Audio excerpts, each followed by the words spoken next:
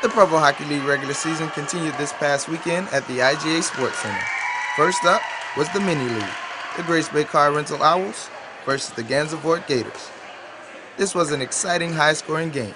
League-leading scorer Sebastian Turbyfield finished with 6 goals and scored a brilliant goal to win the game in the closing moments. The final score, Owls 9, Gators 8. I caught up with the captain and co-captain to get their thoughts on the win. It felt good, but the most thing about it is having fun.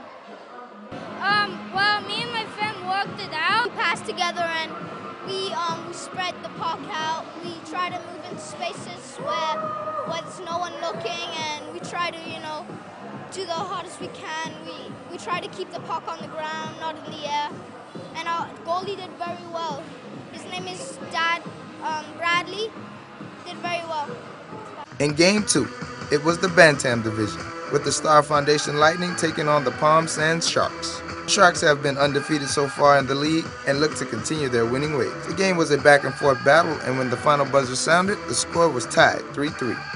Top scorer Gabriel Jolly, who pulled off the hat trick, had this to say. I felt good.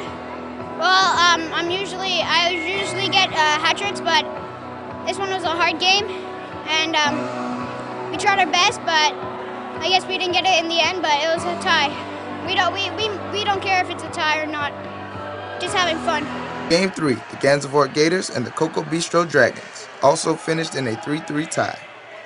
Game 4, between the J&W Construction Flame and the Trois Mercelin Wolf Pirates, ended in a 14-10 win for the Pirates. In the 5th and final game of the day between the Star Foundation Lightning, Saunders and Co Hurricanes, the Lightning dominated 10-2 for the Midget Division win. Next up, women's football. Football action is back in full stride. The Women's Football League had a doubleheader this past weekend, the Net Rockers versus the Hurricanes, and the Strikers facing the Revolution. Game 1.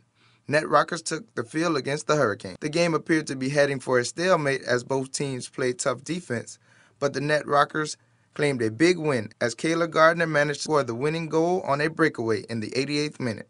Final score, Net Rockers 1, Hurricanes 0. Game 2, Strikers battling the Revolution. The Strikers got on the board first when Sarah Saneri scored a great through ball from Pakira Brooks. But the Revolution would answer right back when Jillian Vernice powered through to tie the game at 1-1. Just before the half, Christina Hines would give the Strikers a 2-1 halftime lead as she converted on a penalty shot. The Strikers seemed to have the game in hand until Gensilia Cox put in the last goal of the game as she dribbled past 2 defenders to even the score. The Strikers and Revolution would have to settle for a draw. Final score, 2-2. For WIV4 Sports, I'm Denard Sweeting.